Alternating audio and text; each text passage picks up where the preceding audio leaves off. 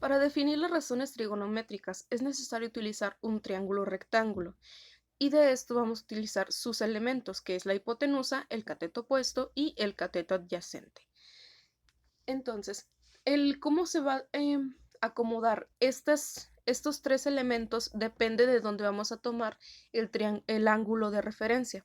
Nosotros sabemos que aquí tenemos un ángulo recto, ese no va a cambiar independientemente de la forma o del sentido que tenga el triángulo. Pueden tener un triángulo en sentido contrario y en este caso acá estaría, ese sería el ángulo recto. Entonces recuerden que siempre el lado que está enfrente, opuesto al ángulo recto, va a ser la hipotenusa.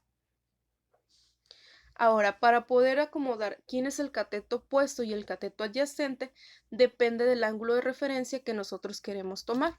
Por ejemplo, si yo tomo este ángulo de aquí y lo llamo teta, entonces el cateto opuesto va a ser el que esté enfrente, el lado que esté enfrente de él. Este sería cateto opuesto.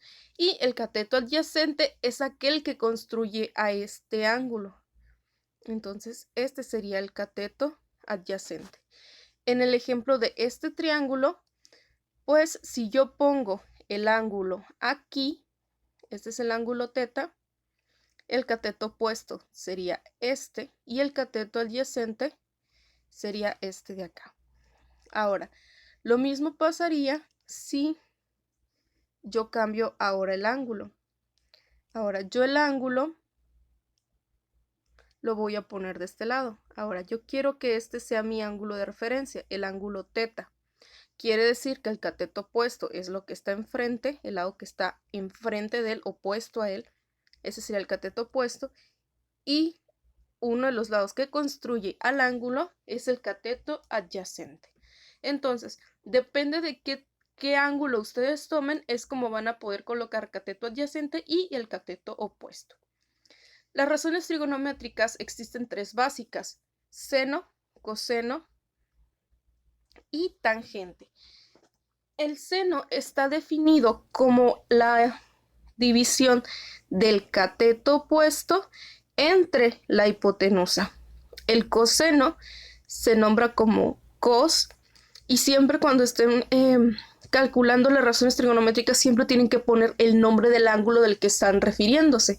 Pueden llamarlo el ángulo teta o ángulo alfa o el ángulo beta. ¿Sí? El nombre puede cambiar, pero siempre se pone en esta parte. Es el argumento de la función. Entonces, seno de teta se calcula como cateto opuesto entre hipotenusa. Coseno de teta es cateto adyacente entre hipotenusa. Y la tangente de teta es cateto opuesto entre cateto adyacente. Cada una de estas funciones tiene su inversa. El inverso o la función inversa de la tangente es la cotangente, el inverso del coseno es la secante y el inverso del seno es la cosecante. Si se pueden dar cuenta, en la cosecante es lo contrario al seno. En el caso del seno tenemos cateto opuesto entre hipotenusa y en la cosecante vamos a tener hipotenusa entre cateto opuesto. Es decir, se intercambian los valores. El numerador pasa al denominador y el denominador al numerador. En la secante pues va a ser hipotenusa entre cateto adyacente y la cotangente va a ser cateto adyacente entre cateto opuesto. Ahora vamos a verlo cuando tenemos ya con números. Yo voy a decir, por ejemplo, la hipotenusa vale 10. El cateto adyacente vale 6. Y el cateto opuesto vale 2.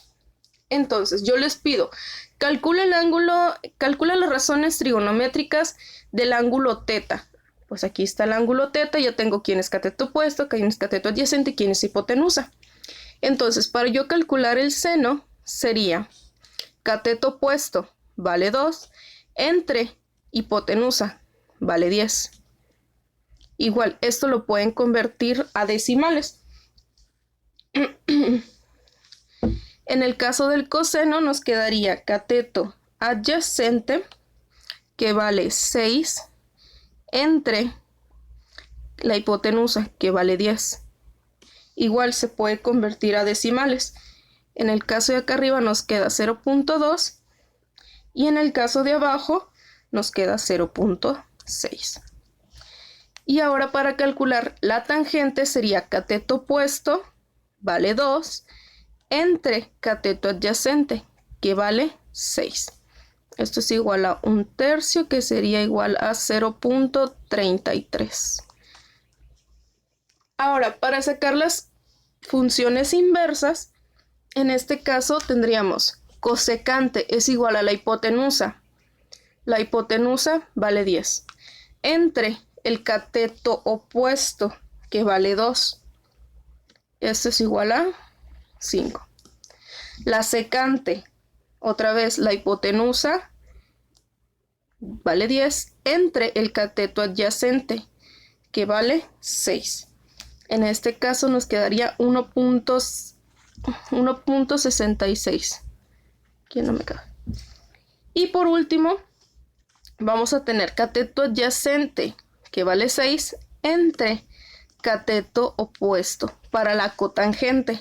En este caso nos queda 3. ¿Sí? Entonces, hasta ahorita solamente estamos calculando cuáles son las razones trigonométricas del ángulo teta. Entonces, por eso ahorita nos pueden dar tanto como decir las funciones o las razones trigonométricas, las básicas, estas tres, siempre les va a dar números decimales, es decir, números menores que 1. Y en el caso de las inversas, por regular siempre son mayor a 1. Entonces, en este caso,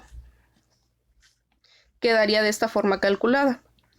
Para ustedes queda como ejercicio encontrar las razones trigonométricas y sus inversas del ángulo que se indica en cada ejercicio. Entonces, en el inciso A, yo tengo en esta parte de abajo el ángulo teta. Ahí ustedes tienen que indicar primero quién es cateto opuesto, quién es cateto adyacente y quién es hipotenusa. Y utilizan las fórmulas que se les acaba de mostrar, sustituyendo los valores y resolviendo. En el inciso B, igual. Acá tienen dónde está el ángulo.